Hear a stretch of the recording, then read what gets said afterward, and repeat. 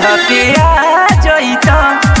ए राजा गेहूं कटा जइत, जइत में गाड़ी धके आ जइत, जइत में गाड़ी धके आ जइत।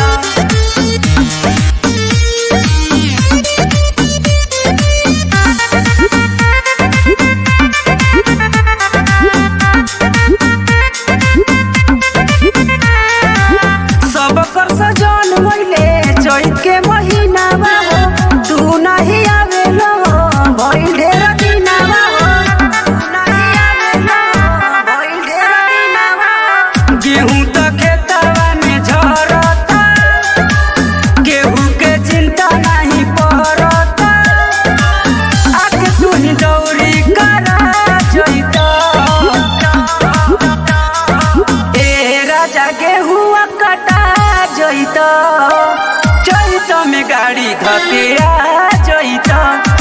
ए राजा गेहूं कटा जइत, जइत में गाड़ी धके आ जइत, जइत में गाड़ी धके आ जइत। Music by Lisar.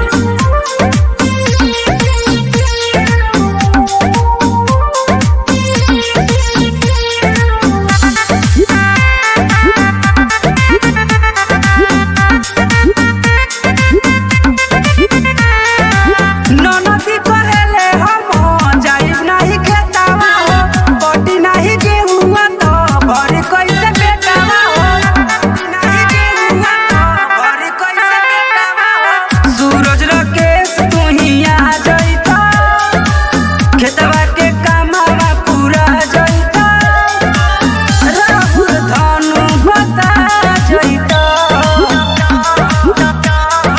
ए राजा गेहूं कटा जइत, जइत में गाड़ी धके आ जइत। ए राजा गेहूं कटा जइत, जइत में गाड़ी धके आ जइत, जइत में गाड़ी धके आ जइत।